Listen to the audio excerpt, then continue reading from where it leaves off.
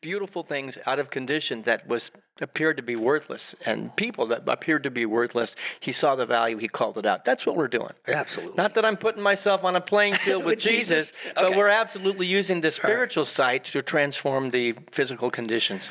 Well, I would say that the people Jesus chose were lead.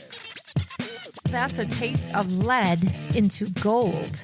This week's episode of The Wise Guys, a podcast that unleashes the unthinkable in culture, religion, business, and everyday life.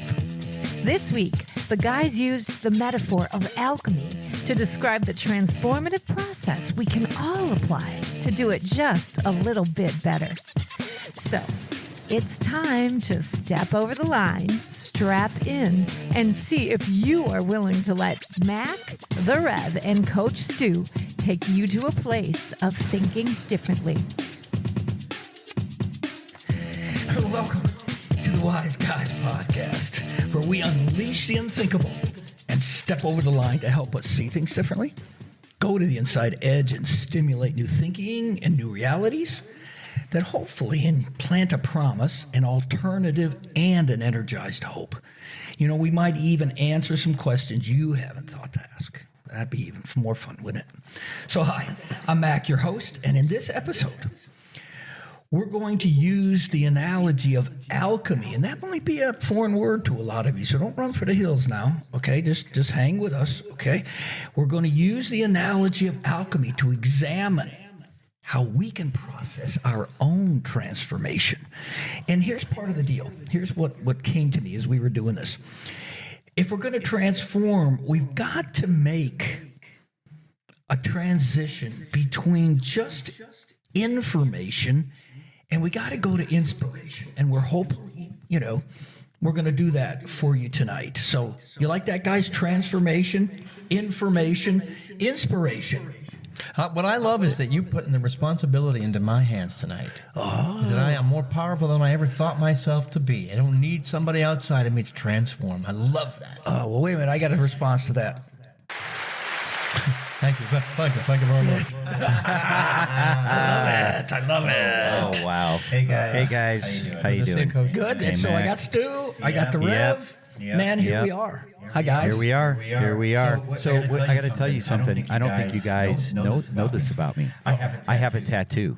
Okay. My tattoo. You ready for this? Stands for because it's they're Asian symbols that stand for the word transformation. Well, we got the right guy in the right seat. Wait, I only have one response to that.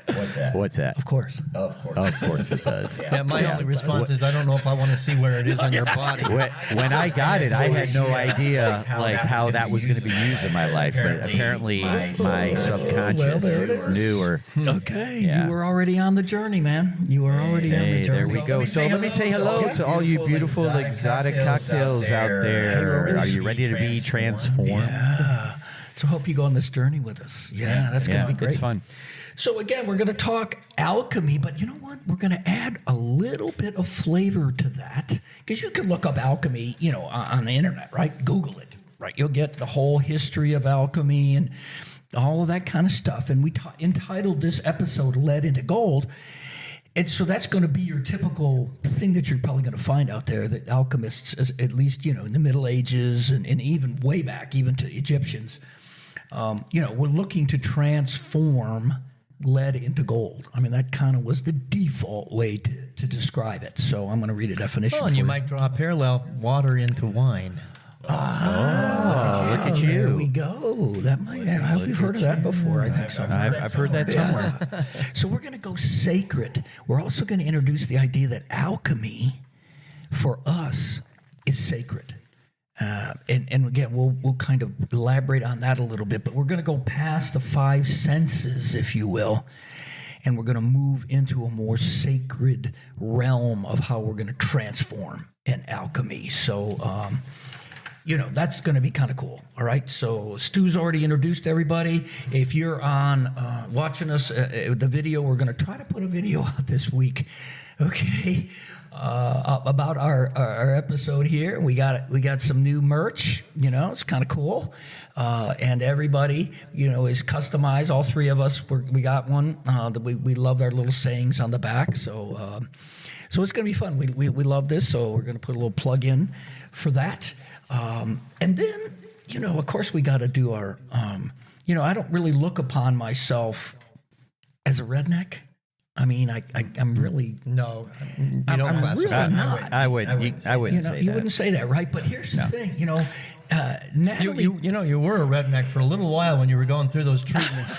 That's for sure. And I had to have please, you're right about that. But, every once in a while, something comes and it makes me think that maybe I am, because Natalie told me to load the dishwasher the other day. Mm-hmm. And I thought she meant getting her drunk.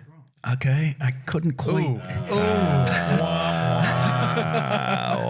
So, I didn't understand that. But a redneck would say. How long before she moves back in? Or you move back in? I moved back in. Right, yeah. Yeah, at least I come out of the basement anyway. Are we renting this space tonight? Yeah, well, I'm on really touchy ground right now. So no, she loves me, so it's not a problem. So anyway, guys, let's dig in. Let's start to talk about lead into gold, or the alchemic. Is that a word? Alchemic? I don't know. You can understand. I just made it. If it's not, process. Right? But let's define alchemy just as you might go to the dictionary, first off, and then we can kind of, play upon that. Okay. So alchemy. The medieval, and that's really kind of what we think, that period of time, the medieval chemical science and speculative philosophy, so it's not only a science, but it's also a philosophy, whose aims were the transmutation, that's a big word, right, of the base metals into gold, typically lead. All right. Right. The discovery and the discovery of a universal cure for diseases, and the discovery of a means of indefinitely prolonging life. There you go. Pretty challenging, mission right there, right? So you got three things. You got the gold or the base metal into gold, cure for diseases, and indefinitely prolonging life. So I plan to live forever. So far, so good. You're on that path so far, right? Okay. Ooh, that would be a long time, wouldn't it? Oh my goodness. That definition makes a lot of sense, knowing that I read a lot of fantasy books. This is always talked about in the fantasy realm. Yeah, right. Whether you're an elf and all that kind of stuff, right? You got the whole long blood thing. Cure for right. Okay. Yeah. By the way, that's back. The Power of the Rings and all that. That's on. We were watching that the other night. Lord of the Rings. Well, it's not Lord of the Rings. It's Power. What's it called? There's a new series out. Pre Lord of the Rings. Yeah. Okay. Prequel. Got it. It's really good. Really good. I like that. So alchemy. There it is. All right. That's what they were trying to do. All right. And a lot of them got in a lot of trouble for it, quite frankly, especially with the church. But we're going to kind of press into both the tangible, if you will, and the intangible. If you really want to get into this topic, I'm going to suggest that you go to a metaphysical place as well, beyond the physical, metaphysical, because there's so much to this, I'm going to say science and philosophy, all right, that if we're going to call it sacred, you're really going to understand it better. You're going to be able to enter into it better, and it's going to have a greater effect on you if you also incorporate the metaphysical. And that may be a little foreign to you, right? Well, taking your definition and where you want to go with it, you got to begin to build a bridge. What you're looking at is taking what appears to be worthless and creating value. That which appears to be finite and creating it as infinite. Yes. That which appears to be absolutely worthless and absolutely turning it into something magical and beautiful and holy. And it's whether it's done in the physical or in the spiritual, it's all the same thing. It's the recognition of value that maybe existed, the potential and the possibility of value that always was there but was missed. Yeah, I love that. So there it is. If I may, I don't always comment after the rev because it never works out good for me. But yeah, I know. Yeah. so another way, an expanded definition of what you just described could be that it could be worthless, but it could be something that was worth. It had worth to you, but it's no longer needed. Right? So now you're transitioning or transforming it into something else. Yeah. Get what I'm saying? It just no longer serves you now. It served me at one point. It no longer serves me now. I'm going to transform it into something, as the Rev said so eloquently. Yes, Well, individually and collectively, the world has said lead is not valuable, but gold is. Somebody just made up a decision. Yes. What if we just decided lead is valuable? What I've got right in my hands and my life and my experience is of value, and I'm going to use it for something good. Right. And even if I might, or you might think others, which that's a whole other issue, okay? But the point being, you might think yourself as lead, right? I've been there. Yeah, that maybe you just don't have any worth, that you're just, not able to be used for anything positive or constructive. And here's a wake-up call for you, Rogers. That's wrong. You have incredible worth and value right now. And you may be a little leady. Hang on a minute. I'm making up words tonight. He ain't Letty. He's my brother. Oh, boy. I'm just digging it deeper and deeper here. All right. So your life may be a bit more leaden and weighed down than you would like it to be. All right, we all been there. Maybe you're there right now, and this episode may help you to move beyond that and give you some perspective and give you some methods by which you can help to transform yourself and be a little more shiny and be a little bit more goldy. There we go again. Wow, you're just going for it. But I think that's a good thing. You're inviting the listener into a view that we have of you, a truth that we know about you. Yes. And you may have believed for the last 100 years that you're worthless and invaluable. Just suspend that thought for a moment and recognize the view that we're putting through these microphones right now. Absolutely. There are no throwaway people on the planet. And the great alchemist of all time, Jesus, absolutely knew that. He came and demonstrated that and turned beautiful things out of condition that appeared to be worthless. And people that appeared to be worthless, he saw the value, he called it out. That's what we're doing. Absolutely. Not that I'm putting myself on a playing field with Jesus, but we're absolutely using the spiritual side to transform the physical conditions. Well, I would say that Jesus, the people Jesus chose were lead.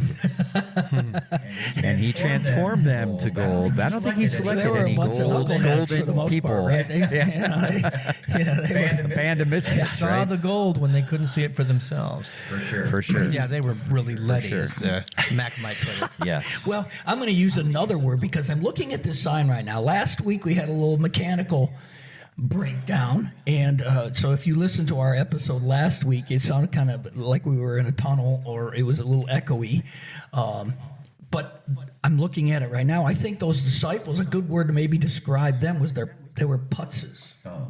Don't you think? Yeah. Well, I don't know. They just, they just weren't getting it for the longest time. But Jesus knew that. I mean, they didn't know any different than what they knew. That's right. They would just, they came from a place that was, and somebody asked me this a long time ago. I'm trying to think about what is it about, say, Christianity, right, that, is a challenge, or people don't get it, or they, or whatever it might look like. And the word I used was, I think one of the main reasons is they were ignorant. And that doesn't mean stupid. That doesn't mean they just didn't know. That's right. Is what They you're just saying. didn't have the knowledge. They didn't have the. Oh my gosh, I never heard that before. Okay, I once was blind, Yeah. but now I see. on the one hand, let me put it this way: On the one hand, that's not your fault, but it kind of is too. And here's why I say that. You don't know what you don't know, all right? But why don't you know it, okay? Why have you been willing to expand, your field of vision, your worldview, your way of looking at things? Have you been active about that? Or have you kind of just been huddled up in the bubble? And the biggest reason why you don't know is because you haven't even bothered to ask. Okay? Very true. So, let's accept the responsibility. Rev was talking about that in the very beginning, okay? Accept the responsibility for wherever it is you're at. And again, we're not saying that's not beautiful. We're saying, and that's not the point. But the point is, you could expand and you could be transforming. That's your choice. Right?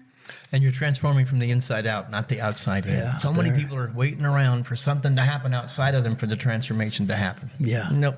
The caterpillar's got to feel it on the inside, got to feel its butterfly nest first on the inside. Then it does what it needs to do to get into action. There's a Rev word, butterfly nest. Transform your leadness into butterfly nest. We need that on a shirt, I think. Butterfly nest. I love it. I like it. So, again, lead. Lead is valuable in and of itself. What do we make lead out of? Batteries? There's certain lead crystal, right? Weights. Stu's, I'm lifting some lead. Hello, there it is. Okay. And there's certain toxic things, radioactiveness and all this kind of stuff that gets put in a lead container to help contain it. Okay. But as we said before, lead can certainly be toxic. They've been through that whole thing with the paint and all that kind of deal. So we get that. All right. And I'm going to venture to say, because I just know myself, that as I'm in any condition, but even when I'm kind of down there, on the periodic table, right? I'm toxic to a certain extent. Okay, I have that toxicity in me for whatever that looks like for you, and we can do better with that. As Reb was saying, it's from the inside out. So how do you transform that toxicity into something more beautiful? I've got this image, and I don't know if it's really lead, but they in school, those of us of a certain age said, pick up your number 2 lead pencil. Yeah. Yes. And then you use that to write and to create and to make something new. That pencil was absolutely valuable. And what you created from the lead was a manuscript, a poem, a story that was more valuable than the lead itself. But it was a necessary tool to create the better, to create the good. I like that. So what's the story you're writing? You have out of your leadness, what is the story you're writing from that experience that is something more beautiful and profound? Well, and I've even heard, I can't remember exactly, maybe you guys remember this, but I remember people talking about a pencil and how there's just no way you can make a pencil, if you will. I mean, a person can't. It needs a machine. It needs if you're going to put that thing in the middle of wood and all that kind of deal. I mean, it's a really amazing tool. Okay, when you think about it, it's an amazing tool until it's a useless tool until you sharpen it. Or you pick it up. You get a pencil that's just been made from the machines and the manufacturing. What are you going to use it for? Throw it at somebody. That's about what it's good for. It's easily broken, but you sharpen that. You're the one responsible for sharpening it. Look out. Creativity will pour. I think this wasn't initially part of what I had, but I'm loving where this is going, guys. This is great. This is cool. My specialty is bunny trails. That's all right. This is really, really cool. I hope you guys are enjoying this out there because I am. I'm learning a lot. Get your pencils out and take notes. Let's stay there. It is. Come on. All right. So lead, gold. We all know about gold. So I don't spend a lot of time on that. We value gold as a currency, jewelry, as an investment. Right? Awards and medals are made out of gold. So, I mean, the world for millennia has valued gold. All right. And part of the reason is that it's in shorter supply, although, we keep digging for it, but it's not, there's just not tons of it, or else the value would drop. All right. But gold. So you can aspire to some of these nice, bright, shiny, beautiful, more beautiful, places that you can go, and use gold just as as just sort of what's the analogy about how you're growing? It's like a metaphor, right? Yeah, like a metaphor. It's a more beautiful you, Mac. There you go. The goldness of you. It's a more beautiful you. Goldness. I'll probably have to put that in a meme or something like that. So. You're the recipient of the Golden Mac Award. Mystic Mac Nuggets. We made them. That's true. Remember that? Okay. They were. But here's another fun part about all this. We're made up of all these elements, right? I mean, we are part of the cosmos, right? We're made up of atoms of all these different elements. So the cool thing to me is we're all one. It's all one. It just might be a degree of concentration, maybe. Okay, but it's more than zero. Right? I think I still have some lead in me from little Bobby Johnson in the kindergarten in my right leg. There it is. So I'm going to transform that in the gold. I'm going to transform him. Yeah. So at the risk of being blasphemous here a little bit, here we go. We're not all that God or the universe is, but all of the universe, all of God exists within us. The possibility, the lead, the gold, the silver, everything in between, it exists at the point of you, the point of me, the point of us. Yeah, that's the ocean, exactly. analogy, right? That a drop of the ocean is not the ocean, but not even close. But everything in the ocean's in the drop. So it's a really cool thing. All right, well, Bobby who? What was his name? Bobby Johnson. With Bobby Johnson and us just taking a break to dig a little bit of lead out of Stu's leg, we're going to come back. I think it's where his tattoo is. Could be. So thanks for listening to the first half. We're going to be right back after a little bit. Hang on.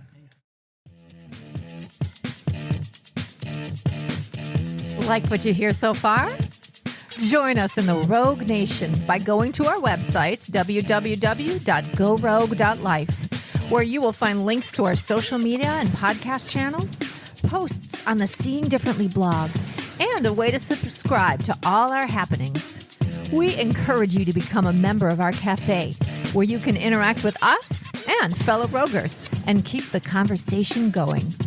Please share us and like us. And now, let's get back to our Wise Guys.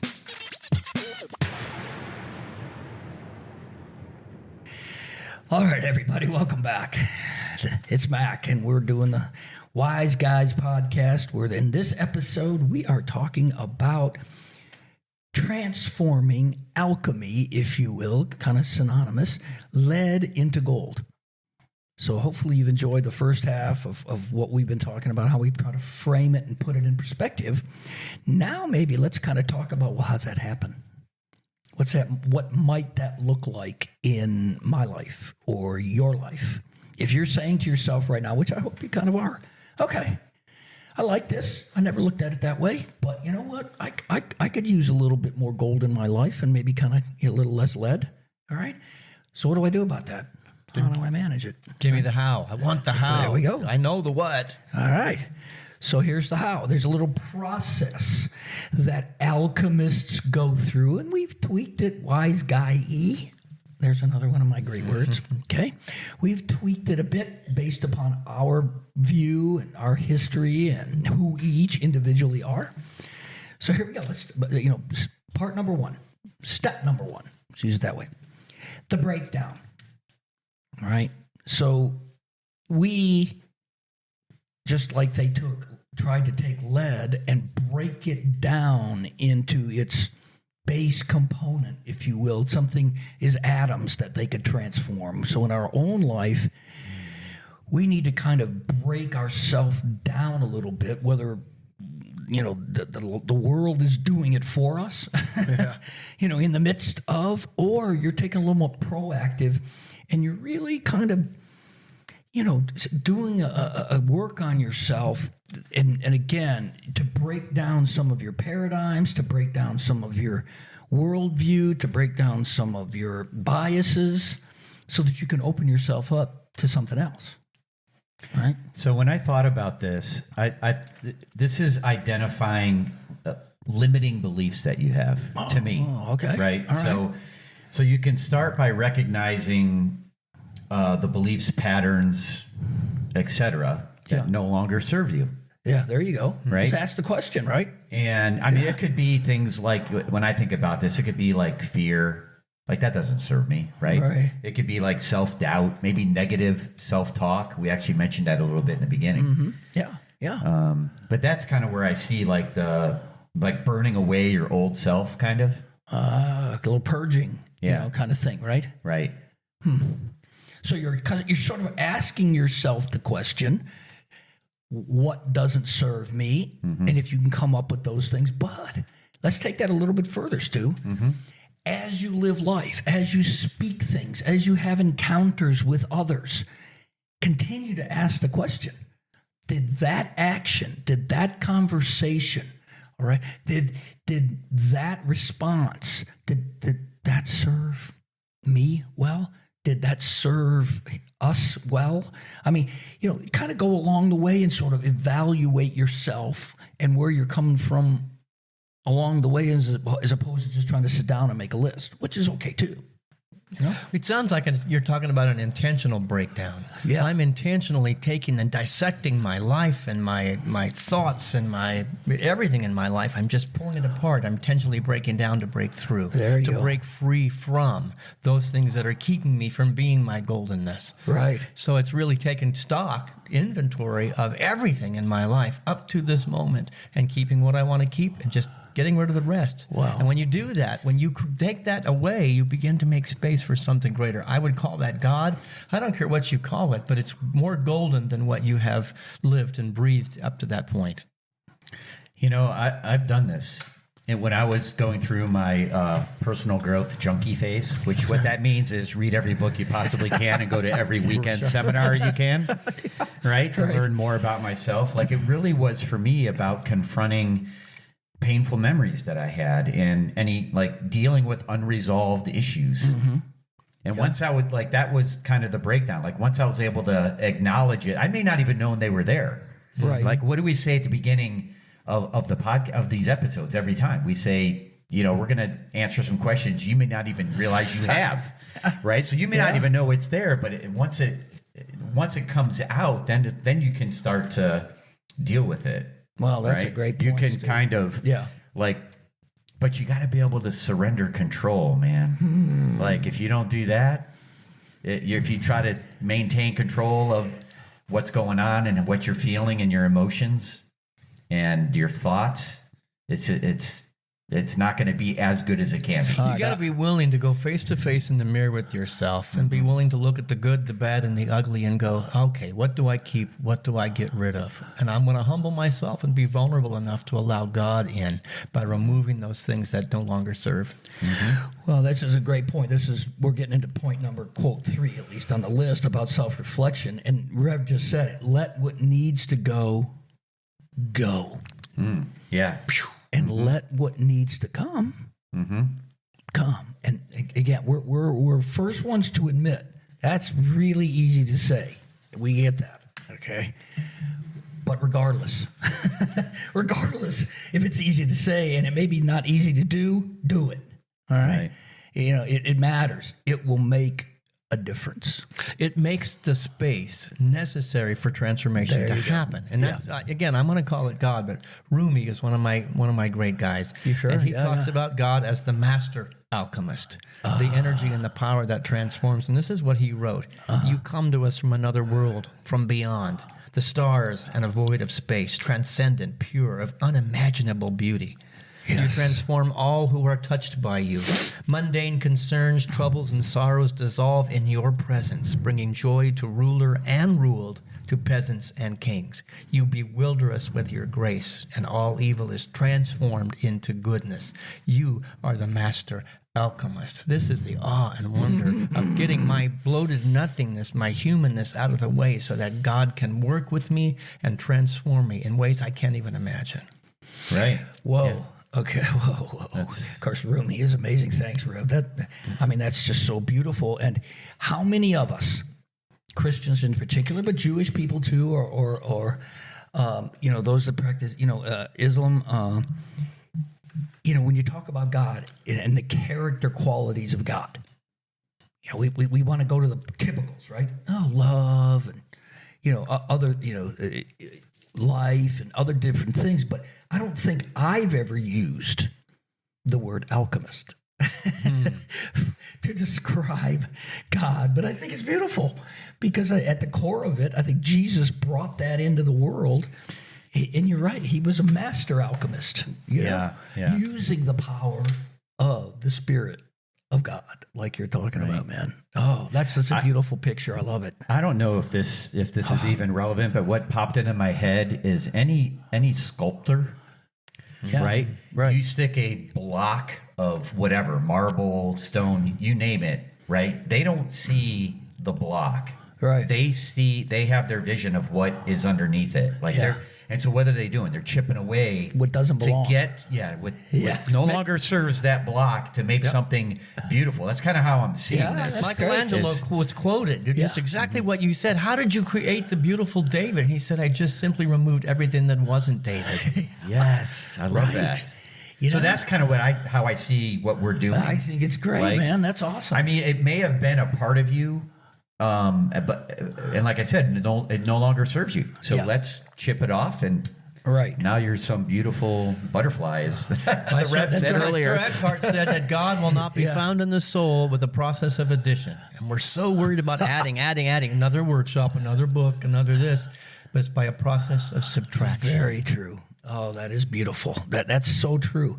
And and what I think a lot of times that we need in this alchemic process is we're going to have to die a little bit to our five senses. They serve us. They're there for a reason. They help us navigate life and all of that.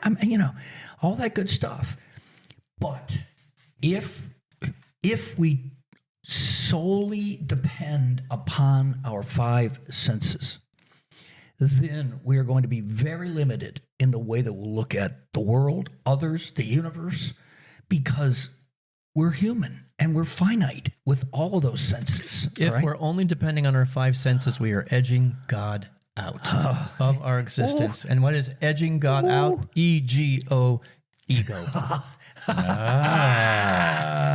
can all remember that. That might be a meme. I like it. There we go. I love it. It's not mine. I've stolen it. Yeah, that's okay. That's okay. That's okay. We're sharing it. We're passing it along. So here we are. Yeah. So in all of this, and I think we've kind of led ourselves to this place, even if we haven't said it directly, and that is you have to start incorporating new thinking into the equation I'm going to use the word and new non-thinking. All right. And you're probably saying to me, Mac, what the hell? I was just going to ask what does that what mean? What are you talking about? Okay. Non-thinking. So, there's a book written in I think the 13th century, maybe something like that, called The Cloud of Unknowing. And many mystics since that time have referenced it and built upon it. And again, the premise behind it was, if you are constantly thinking about stuff, it's finite, right? Because it's only based upon what you can conjure up. That's it. But if you will go to a place of unthinking, quiet your mind, quiet your brain, quiet your perceptions, all the stuff that you come into the equation with, now you've given the universe, God, the Spirit, there's a vacuum there, right? Thought is the tool.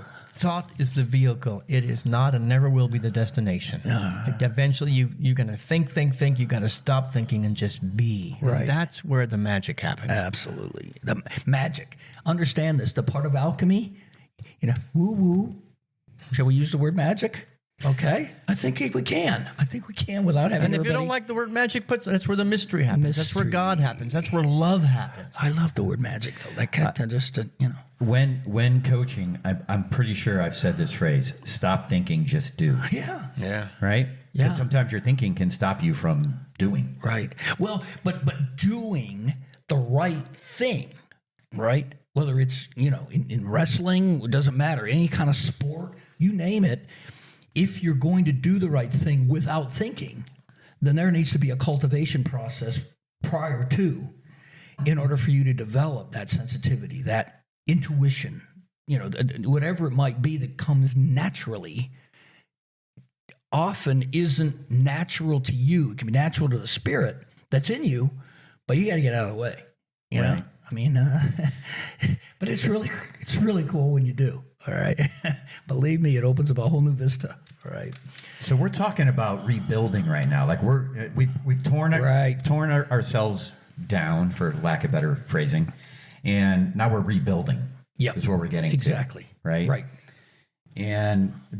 So I don't want to lose sight of that. There were probably some positive aspects of who you are that you don't want to get rid of. Yep. Right? Sure. So it's not like you're just ripping it all down and starting from scratch. You're just going to integrate those things that were positive about you into your new insight, your new behaviors and attitudes that you have now. Oh, you know, as you're rebuilding. Sure. So I think of things like there's got to be like a balance, like a harmonious balance, right? Like masculine, feminine. Oh, right? We talked about that last week, didn't we? Yeah. And how about like rational thoughts and like emotional thoughts? You know, like you got to balance those out. Conscious, your unconscious, subconscious, right? Like there's a balance, right? Right. There can't be good without bad, you know. So there's a balance. What if we have no good or bad? If it's all just energy, it's Just is. business, it's pure possibility and potential, and it's how we use it. And I like to use the analogy of fire. Is fire good or bad? It's nothing until you either are conscious or unconscious. Fire, consciously used, is the most incredible force on the planet. You go unconscious with fire in your hand, somebody's going to get burned. Yeah. Probably That's you. true. So it's not good or bad. It's just staying awake to the pure possibilities. So can I be like a master alchemist, a transformer, to say, here's the energy. I don't want to choose to use this energy in this way. I'm going to do it a different way. Yeah. But it's the same energy. It was maybe used for a bad purpose or didn't show up because I was asleep. Now I'm going to use that same energy for something better, something more beautiful. Electricity, is it good or is it bad? It's neither. But boy, it can be good or bad based on you being awake. Well, yeah. I mean, if we go back to the alchemy, let's just kind of get back to the beginning of what we were talking about today. We're talking about transforming, right? And that lead, if we're going to use that analogy, that lead had atoms. And molecules. I mean, it was made up of the same little building blocks that gold is. They were just trying to figure out how to reconfigure it in order for it to go from A to B, you know? And they didn't know what else they might have to add to it. Maybe, you know, but the point was all the old stuff didn't go away. And I that's think what that's I'm talking about. Yeah, exactly. Yeah. Right. Okay. So again, it's let whatever needs to go, and let whatever needs to come, but not the whole 100%. So that's a great What point. if none of it needs to go? None of it needs to go. It's just a matter of channeling it differently. That's good. Yeah. I like that. You know, you mentioned transforming it. Well, that's a transformer. Just go that the electricity. You're just transforming it for a different use. So nothing's really taken away. It's just molded back to the clay. You got clay. I made something. You know, in school, I could make nothing out of clay. I'd make ashtrays, and nobody in my family smoked. But at any moment, I can change my mind. I'm going to form that clay into a turtle now. No, tomorrow I'm going to take that same clay, the same components, and I'm going to make a swan out of it. But I get to make it's the same material. I'm just forming it differently. So my life is like that. There's an example, though, of stopping thinking, okay? Because we default to certain thought patterns, all right? The way we want to connect the dots, all right? And that's where the unknowing needs to come in, that we have to, put those to the side and let some new stuff and let some new vision and let some, just like the Rev was, how many of you out there right now, when the Rev was talking about it in that way, go, oh yeah, I get that. I've been doing that. Yeah, no worries. Okay. Now maybe some of you, great if some of you have, but we were around people all the time, and most of the time that's brand new news, or at least that's a brand new perspective. I'm not a victim of my current reality. I'm not a victim of the choices I made yesterday. I'm not a victim of anything that's happening in my life, because I am the veritable transformer into something new and holy and sacred. Right. So that's how powerful you are. Sure. Oh, yeah. Well, part of the process as well is just start to adopt practices that cultivate this newness. It might be contemplation. It might be reading something new. It might be getting in a group of people. Whatever it might be. But here's the bottom line point: something different than what you're doing now. You gotta enter something into the equation, or guess what? I mean, everything's just going to stay the same. Right? I mean, hello, this isn't rocket science here, right? So that's part of the process, right? And then part of it also is, and we've talked about this, everything is beautiful, but you got to learn to love the dragon. You are all kinds of beautiful things that also include some things that you may not be all that happy with or whatever, right? So again, as the Rev was talking about, it doesn't necessarily mean you're getting rid of stuff. It doesn't mean you're throwing it out. It just means maybe you have a little different perspective about it. I know I'm talking a lot, but I got to get Emmett Fox in here. He's another one of my go-tos. What you said, love the dragon, this is it right here. There is no difficulty that enough love will not conquer. No disease that enough love will not heal. No door that enough love will not open. It makes no difference how deep set the trouble, how hopeless the outlook, or how muddled the tangle, or how great the mistake. A sufficient realization of love will dissolve it all. We love ourselves into transformation. We don't beat ourselves up to it. To love the dragon. There we go. There's a great compliment right there, isn't it? So, And then lastly, we're just going to talk about the last little thing in the process is this. You're going to be sort of a new you. Not 100%. It's, again, we're talking about keeping components. Everybody's different, all right? But the point is, if you're transformed, you're going to be different, right? You're just going to be, you're going to be a new you. And so now you have to come to grips with that. I mean, we're going to say it's going to be good, all right? I mean, it's a positive transformation, right? But now you're going to have to adapt you, the new you, the way you think, the way you talk, the way you act. To the degree that you're going to still be in the same. Your job's still going to be the same. Your marriage is still going to be the same. Maybe you have kids. Maybe you have friends. Whatever it is, all of that out there is still the same. Now, you're looking at it differently and, you're processing it differently, but you're going to have to be sensitive to the way that you now are looking at the world, okay? And I think we're going to go back to the Rev's word, love, all right? Fox's whole thing. That in all of this, you're going to have to develop even a greater sense of love, both for yourself and for others, because that's part of the core of what it's going to take in order to navigate the waters, right? So just be aware. I mean, it's just an awareness thing that you're going to be different, That's going to be great. But here comes don't minimize it. Don't minimize it. That's all I'm saying. Don't minimize the impact. I guess that's what I'm saying. Okay. But what I'm hearing you say is just fully embody this new you into your life, and integrate it into your life, internal and external. Right. Right. I mean, we've been talking a lot about internally what's going on, but your relationships, your career, whatever you're doing, your health. Yeah. I mean, there's external components too. You got to incorporate it into everything. I remember, just a quick story. I remember there was a time, Mac will remember this, when I was being two different people depending on who I was around. Yeah. And one day, Mac says to me, really both of those are you. Like you can be both all the time. You don't have to just be this person in this group and this other person in this other group. Wise counsel. Right.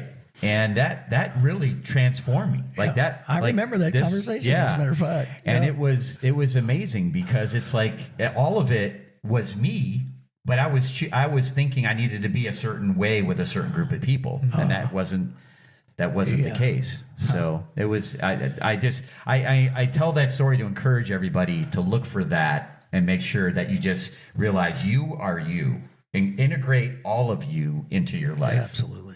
I love it. So we're going to end now. All right. And we're going to give you a challenge, right? We're going to give you a challenge. And I don't know whether or not you're going to be willing to accept this challenge or not, but this is your mission. Decide to go rogue. And when you do that, you got to find like-minded roguers, because that's going to make all the difference in the world. Then you need to strap on the armor, because you know you're going to take some, flack for it. Then storm the gates of ignorance and, lower consciousness. And I don't mean to storm it so that you're destroying it. You just need to unleash some of this, because it's the unthinkable for a lot of folks. But you need to unleash it, and you'll change everything. So should you choose to accept it, right? But we will disavow any knowledge of you should it go south, right? But with that, great stuff tonight, guys. Thank you. All right. I kind of like the choreography to go with the music. The closing thoughts and the choreography here was pretty fantastic. That was good. You got to see it on the video. That's right. We got to get it on the video. Okay. Oh, man. Stu, good stuff, man. Reb, good stuff, brothers. Thank you. By the way, this episode will self-destruct in 30 seconds. There it is. Yeah, that's right. If you see smoke, okay. That's okay. We're just breaking it down so we can rebuild it. That's right. That's right. Oh, boy. We're going to have quite an after party here. All right. Thanks, guys. Thanks for listening. Have a great week, and we will see you on the flip side. Love y'all. Take care. Wow, you made it and can now unbuckle. Thanks for listening to Led into Gold, where the guys affirmed where you are, but challenged you to a higher consciousness. Remember to visit the website at www.gorogue.life for lots of follow-up information. See the show notes for any links to episode content, check out the Mac Nuggets blog, and join us in the ongoing campfire conversation where we post some thought-provoking ideas and challenges for your roguish conversations. Oh, and of course, tell everyone you know about us and like, follow, and engage. Be sure to tune in next week when Mac unleashes another unthinkable conversation. That is, if you dare.